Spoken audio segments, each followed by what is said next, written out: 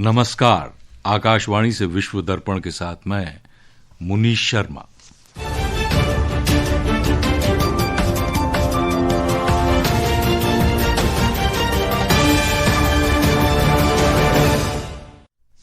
मुख्य समाचार। माइक्रोसॉफ्ट ने भारत में आर्टिफिशियल इंटेलिजेंस क्षेत्र में $17.5 अरब के निवेश की घोषणा की। ये एशिया में अब तक का सबसे बड़ा निवेश।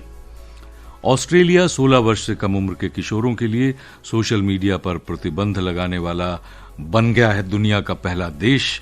यूक्रेन के राष्ट्रपति वोलोदिमीर ज़ेलेंस्की समर्थन जुटाने के लिए यूरोप दौरे पर रूस को यूक्रेन का कोई भी क्षेत्र न सौंपने का संकल्प दोहराया। बेल्जियम की शीर्ष अदालत ने भारत के प्रत्यर्पण अनुरोध के आधार पर भगोड़े मेहुल चोकसी की अपनी गिरफ्तारी के खिलाफ अपील कर दी है खारिज। और चेन्नई में स्क्वैश विश्व कप में मेजबान भारत ने पूल बी के पहले मैच में स्विट्जरलैंड को 4-0 से किया पराजित।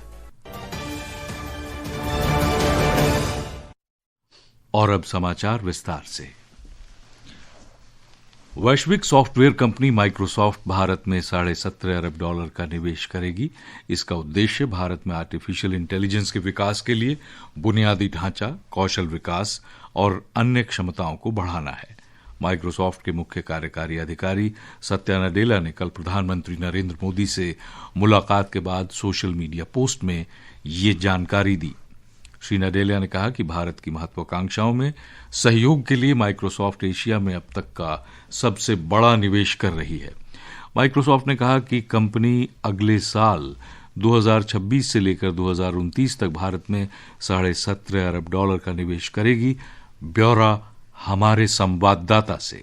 प्रधानमंत्री नरेंद्र मोदी ने आर्टिफिशियल इंटेलिजेंस को बढ़ावा देने के लिए एशिया में माइक्रोसॉफ्ट के अब तक के सबसे बड़े निवेश का स्वागत किया है। उन्होंने आर्टिफिशियल इंटेलिजेंस में भारत की नेतृत्व क्षमता को लेकर आशा व्यक्त की। माइक्रोसॉफ्ट के प्रमुख और मुख्य कार्यकारी अधिकारी सत्या नडेला के सोशल मीडिया पोस्ट पर प्रधानमंत्री ने कहा कि पूरा विश्व आर्टिफिशियल इंटेलिजेंस में भारत की क्षमताओं पर भरोसा करता है। श्री मोदी ने आशा व्यक्त करते हुए कहा कि भारत के युवा इस अवसर का पूरा लाभ उठाएंगे। वहीं इलेक्ट्रॉनिकी और सूचना प्रौद्योगिकी मंत्री अश्विनी वैष्णव ने कल माइक्रोसॉफ्ट के मुख्य कार्यकारी अधिकारी सत्या नडेला से मुलाकात की। श्री वैष्णव ने सोशल मीडिया पोस्ट में बताया कि उन्होंने जनहित, भावी प्रौद्योगिकी और डेटा संप्रभुता के लिए आर्टिफिशियल इंटेलिजेंस के उपयोग पर चर्चा की। उन्होंने कहा कि माइक्रोसॉफ्ट का भारत में ऐतिहासिक निवेश देश के विश्वसनीय वैश्विक प्रौद्योगिकी साझेदार के रूप में उभरने को दर्शाता है। विश्व दर्पण के लिए समाचार कक्ष से निखिल कुमार। अमेरिका के राष्ट्रपति डोनाल्ड ट्रंप ने चेतावनी दी है कि टैरिफ लगाने के उनके अधिकार को सीमित करने वाला सुप्रीम कोर्ट का संभावित फैसला राष्ट्रीय सुरक्षा के लिए खतरा साबित हो सकता है। सर्वोच्च न्यायालय ट्रंप द्वारा टैरिफ लगाए जाने को चुनौती देने वाली याचिकाओं की समीक्षा कर रहा है। व्यवसायों और डेमोक्रेटिक नेतृत्व वाले राज्यों का कहना है कि ऐसी शक्तियां राष्ट्रपति की नहीं बल्कि कांग्रेस की हैं। अमेरिका में डेमोक्रेट एलिन हिंगिस ने कल मियामी की मेयर का चुनाव जीत लिया। उन्होंने राष्ट्रपति डोनाल्ड ट्रंप के समर्थन वाले रिपब्लिकन पार्टी के उम्मीदवार एमिलियो गोंजालेज को हराया।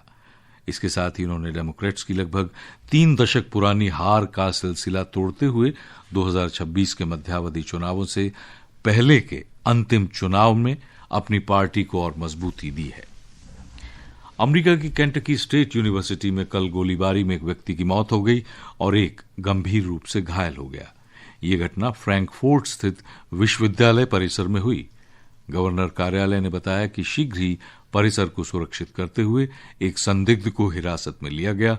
पुलिस मामले की जांच कर रही है। भारत अमेरिका विदेश कार्यालय परामर्श कल नई दिल्ली में आयोजित हुआ। हमारे संवाददाता ने बताया है कि विदेश सचिव विक्रम मिस्री और अमेरिका की उप विदेश मंत्री एलिसन हुकर ने इस बैठक की सह अध्यक्षता की।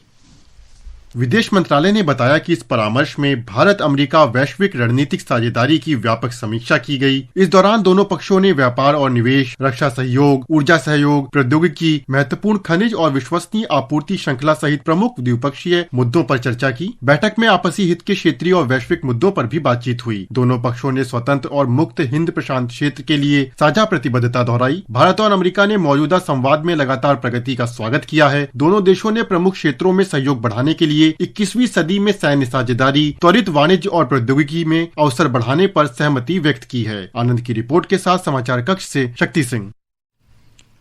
विश्व दर्पण समाचार आकाशवाणी से प्रसारित किए जा रहे हैं। ताजा समाचार जानने के लिए आप हमारे social media handle @AIR news Hindi को फॉलो कर सकते हैं। विश्व दर्पण में आपका फिर स्वागत है। विश्व का पहला सोशल मीडिया प्रतिबंध ऑस्ट्रेलिया में लागू हो गया है। इसके तहत 16 साल से कम आयु के लाखों बच्चों और किशोरों के सोशल मीडिया अकाउंट्स बंद कर दिए गए हैं। एक रिपोर्ट। नए कानून के अंतर्गत Instagram, Facebook, threads, x, Snapchat, kick, Twitch, TikTok, Reddit और यूट्यूब जैसे प्लेटफॉर्म अब किशोरों के लिए ब्लॉक रहेंगे। नियम तोड़ने पर माता पिता और बच्चों को सजा नहीं होगी, लेकिन किसी भी उल्लंघन के लिए टेक कंपनियों पर 3 करोड़ 20 लाख डॉलर तक का जुर्माना लग सकता है। सरकार ने कहा है कि ये प्रतिबंध युवाओं को हानिकारक सामग्री से बचाने के लिए है। हालांकि इस कदम पर कई प्रमुख टेक्नोलॉजी कंपनियों और अभिव्यक्ति की स्वतंत्रता के पैरोकारों ने चिंता व्यक्त की है, जबकि माता पिता और बाल सुरक्षा समूहों ने इसका स्वागत किया है। प्रधानमंत्री एंथनी अल्बनीज ने पिछले वर्ष सितंबर में घोषणा की थी कि ऑस्ट्रेलिया सोशल मीडिया के इस्तेमाल के लिए आयु सीमा लागू करेगा। विश्व दर्पण के लिए समाचार कक्ष से फरहत नाज। यूक्रेन के राष्ट्रपति वोलोदिमिर ज़ेलेंस्की ने अपने देश का कोई भी इलाका रूस को देने की किसी भी योजना को खारिज कर दिया है। उन्होंने कहा कि यूक्रेन के पास अपनी भूमि छोड़ने का कोई भी वैधानिक या नैतिक अधिकार नहीं है। यूक्रेन के पक्ष में समर्थन जुटाने के लिए यूरोप दौरे में ज़ेलेंस्की ने ये टिप्पणी की। इससे पहले श्री ज़ेलेंस्की ने लंदन में ब्रिटेन, फ्रांस और जर्मनी के नेताओं के साथ यूक्रेन को सहयोग समर्थन देने के बारे में बातचीत की। भारत के प्रत्यर्पण अनुरोध के आधार पर बेल्जियम की शीर्ष अदालत ने एंटवर्प में भारत के भगोड़े मेहुल चोकसी की गिरफ्तारी के विरुद्ध दायर अपील को खारिज कर दिया है। अदालत ने कल ब्रसेल्स में चोकसी की याचिका पर सुनवाई की और अपना फैसला भारत के पक्ष में दिया। भारत के अनुरोध पर गिरफ्तारी के बाद से मेहुल चोकसी अप्रैल से एंटवर्प की जेल में बंद हैं। और अब खेल खबरों के साथ हैं हमारे सहयोगी मुकेश कुमार बल।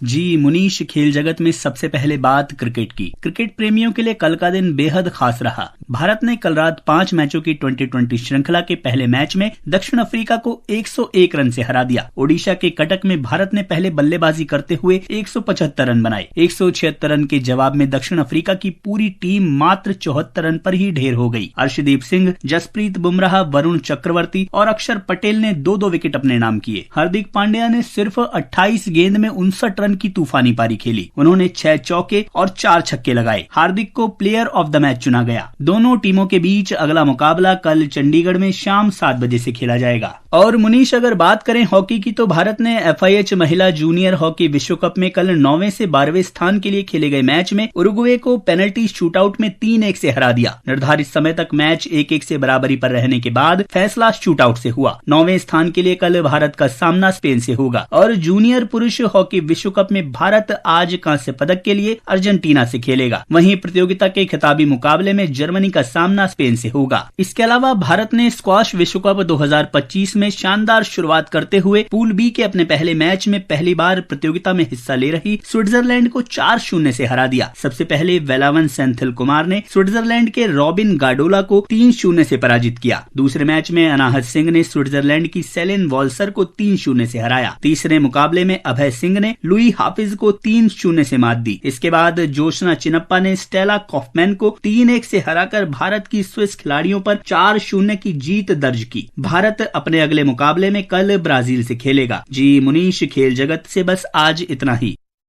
शुक्रिया मुकेश। और लीजिए अब सुनिए अंत में इस बुलेटिन के मुख्य समाचार एक बार फिर।